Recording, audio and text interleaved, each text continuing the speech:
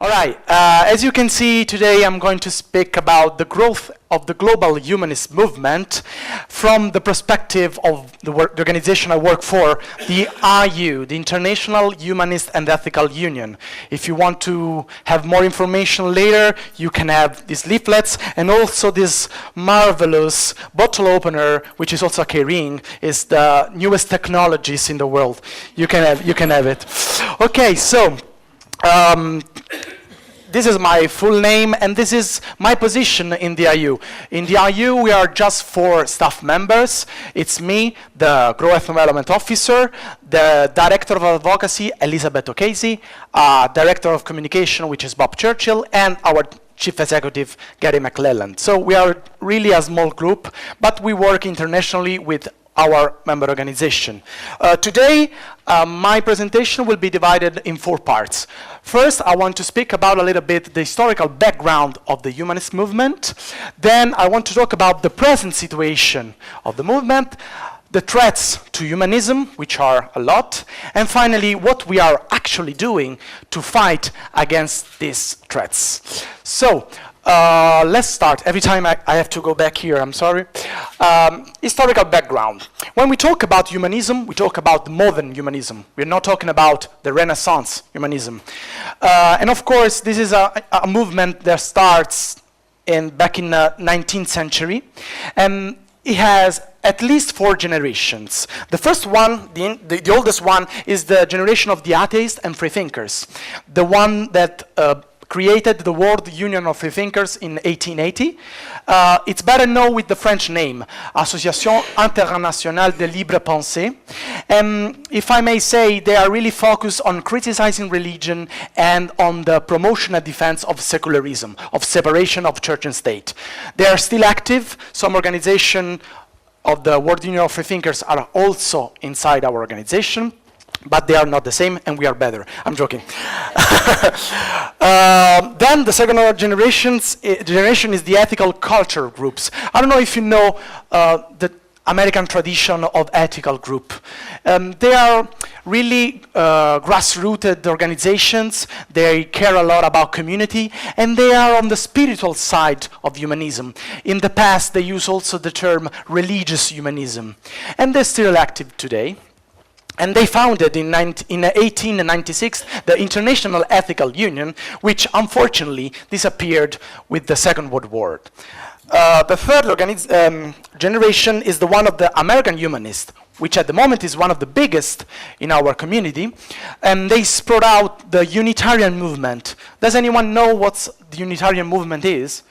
You know it. Can you tell it in English or in Swedish?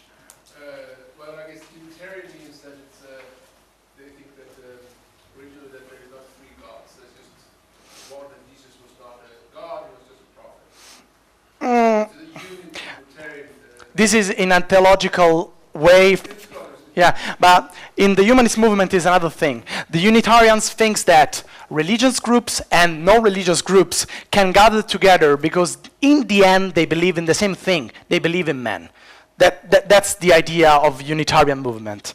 And finally, the Dutch and Indian humanists, who are a strong part of the international community, at least before, but also now. Let's talk about the IHEU Foundation. In the 1952 Amsterdam Congress, these 5 organizations were the founding members. The American Ethical Union and the American Humanist Association are still active with the same name. The British Ethical Union changed name twice in 50 years, no, more, in 70 years. It went from British Ethical Union to British Humanist Association, and now it's called Humanist UK. They changed name this year, actually. The Vienna Ethical Society, unfortunately, is kaput. And the Dutch Humanist League is what we call Humanistisch Verbond, and they're still really active. Then, during the Congress, these 2 organizations decided to join the IHEU. So by 1952, 7 organizations started the IHEU. Well, this is a marvelous photo of all the members in 1952. You can see a lot of women as well. But can you imagine how can it be hard to let agree all these people on how to call the organization. Indeed, I want to read you an extract from this book. This book is about the story of the first 50 years of the IHEU. It says, oh, what's up? Okay, a problem that arose immediately was a confusion of tongues. Words such as humanism, ethicism, secularism, or religion did not mean the same to everyone. This problem became acute when a name for the new federation had to be found.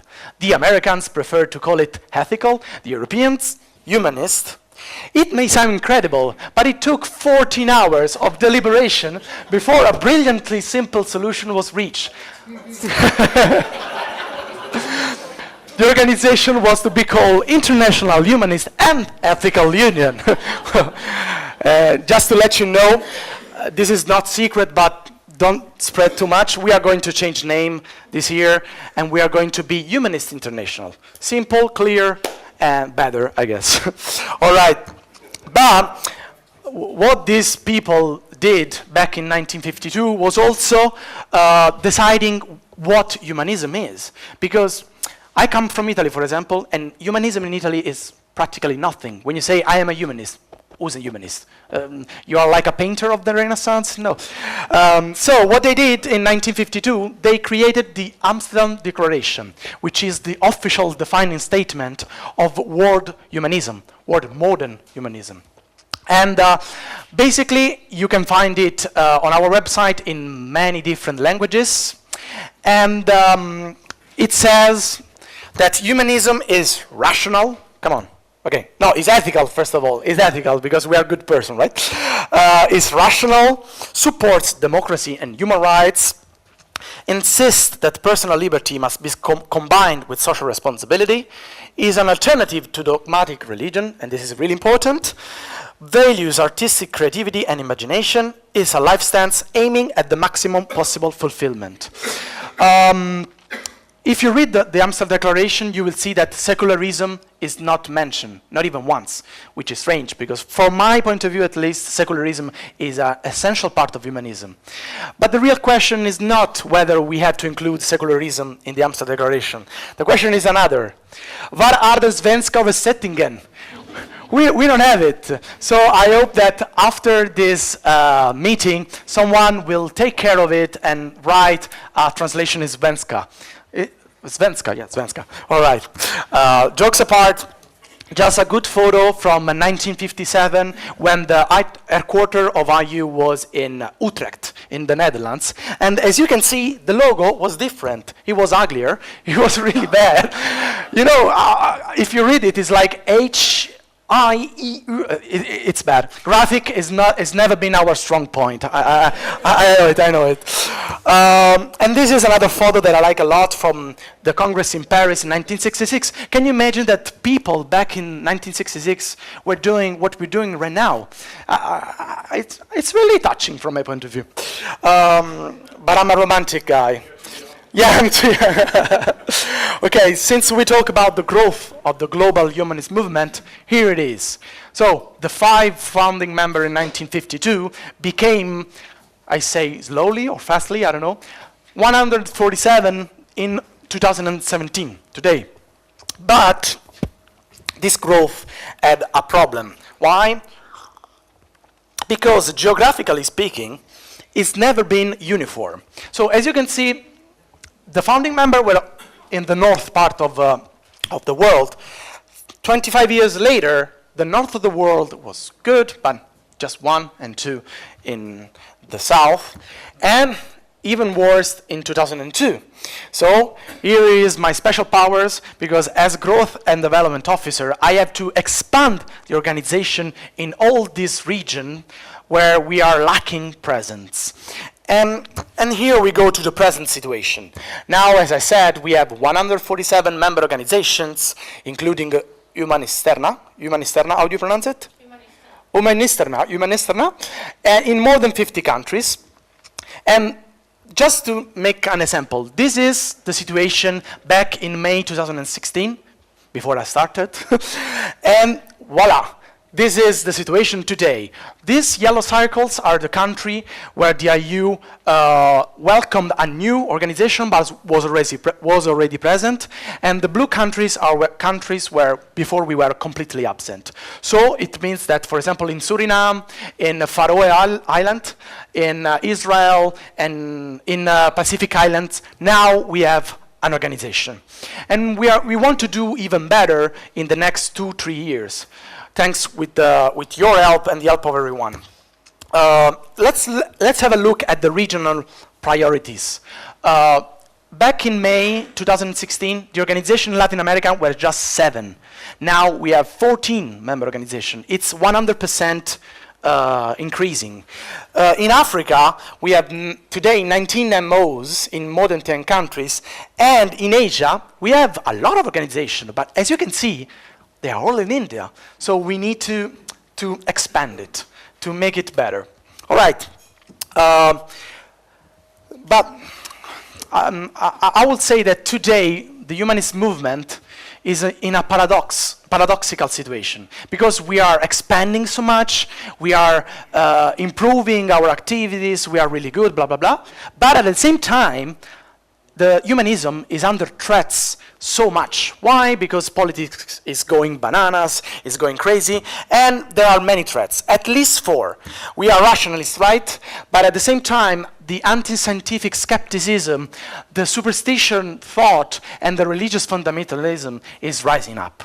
It's really a bad moment for reason, where science is always criticized,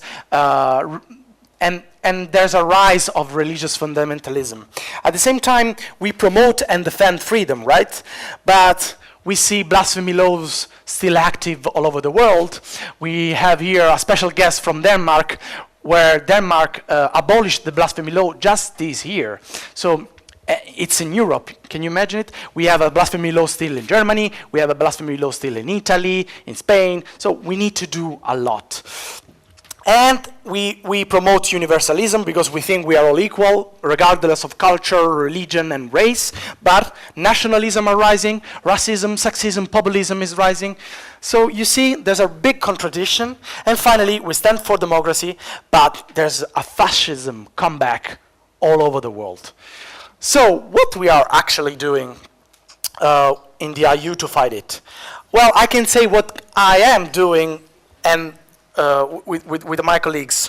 The Freedom of Thought report. How many of you know the Freedom of Thought report? All right, you like it? You say yes. Okay. All right. The Freedom of Thought report, for those who doesn't know, it's a report that we published since 2012. It's freely available online, and it's made thanks to the help of more than 50 volunteers all over the world. Basically, it works like this. We create an index for each country. This is for Turkey. I think it's for Turkey. We have 4 fields. We have constitution and government, education and children's rights, society, and freedom of expression. It's here, yeah, society and community. And so we basically gather all the information, we check it, because we don't want to write bad things, and then we put everything together, here.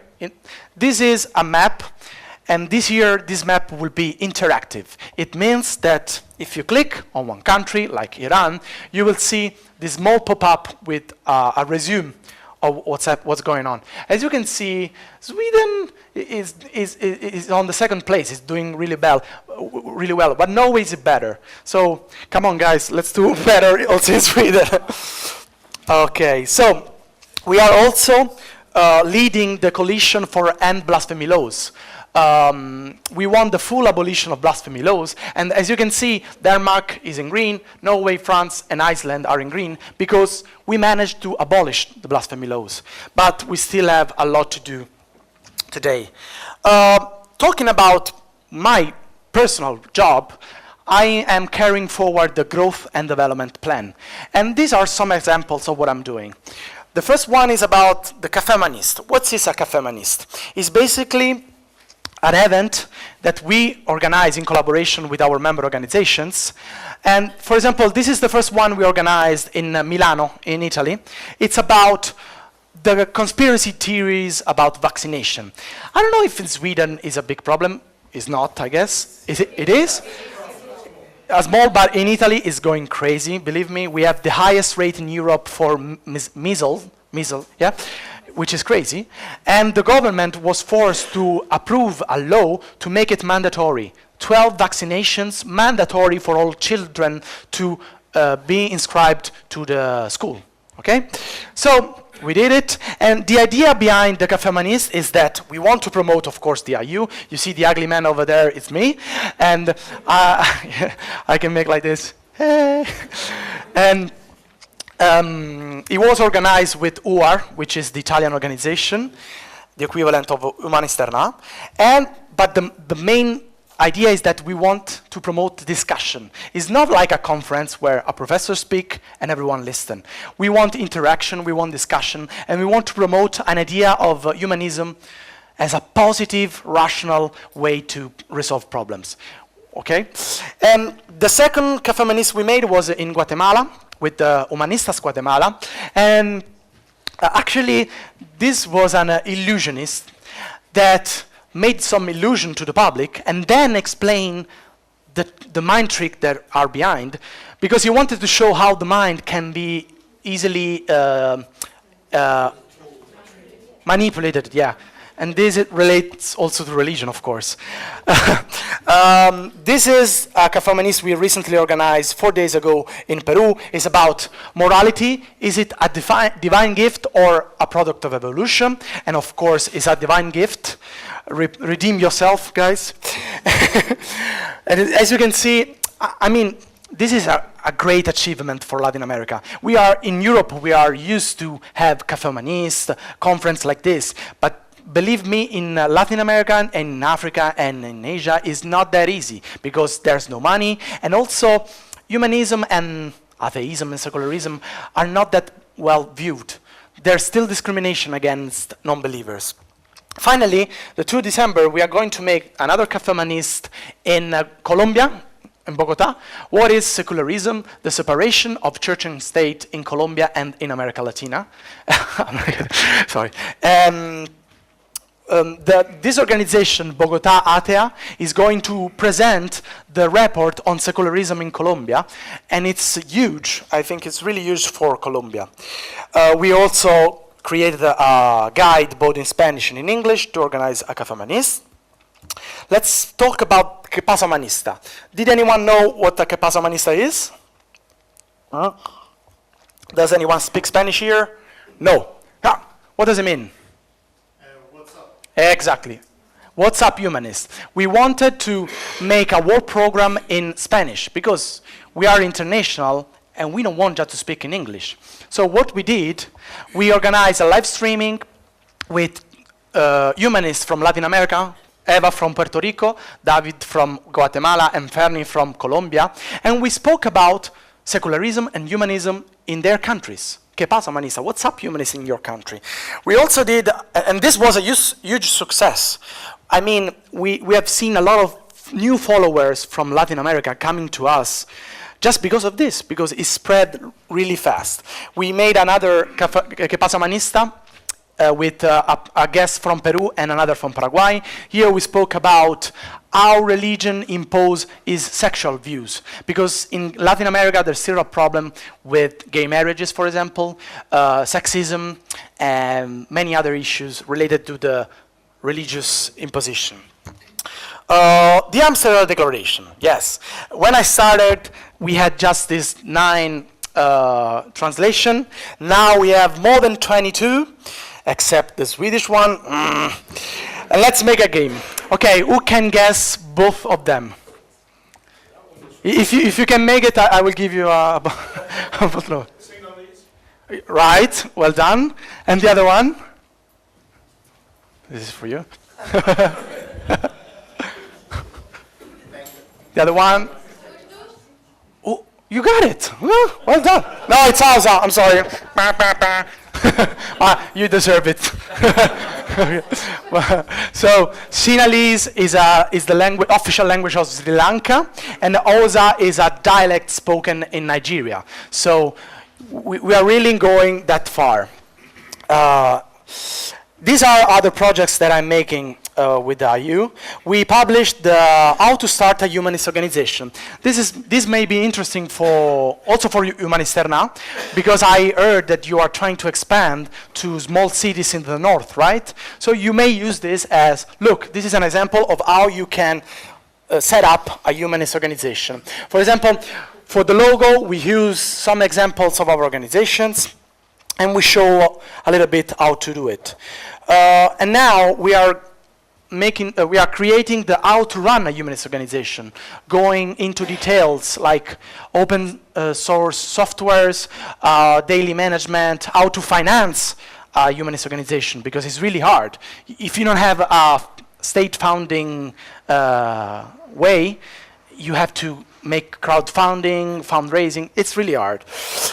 If you want to help, please do. Then the humanist prism. Who knows the humanist prism? Why? You know it why? You know it because recently we published this from Emilia Eriksson, the vice president of Humanisterna, that you know so well, I guess. And you see, this was for the International Day of Children's Rights. And she was the best person to do it because, as you know, she works in that field. Basically, what we do with Humanist Prism is we promote the different phases of the humanist movement, because we are one movement, but we think in different ways, right? This one was the first one. It was massive on Facebook, and it's from Roslyn in Ghana. She's a good friend of us. And finally, do you know what day is today? Nobody knows it? Go. International Day for anti-violence against women. Exactly. Well done. You want a bottle opener? And indeed, what we did is publish this one. It's really hard. It's not a happy quote. But violence against women is not a happy issue.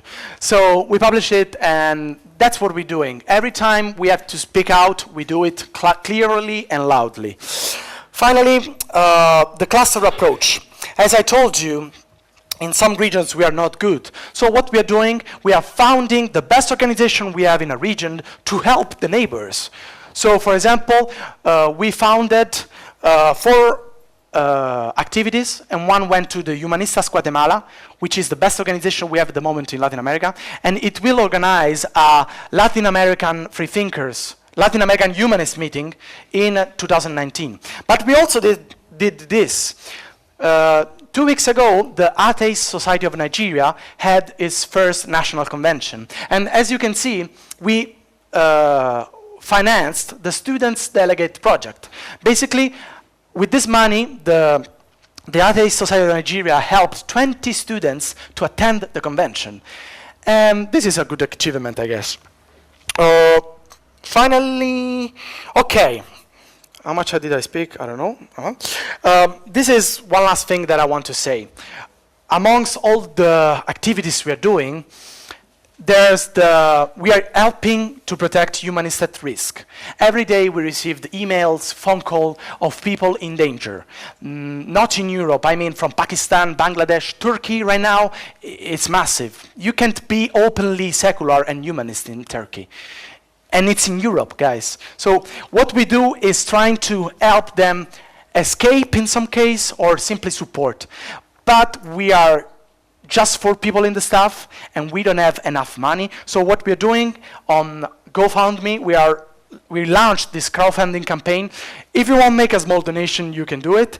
And I think I've said everything for the moment. So tack så mycket. No? Tack.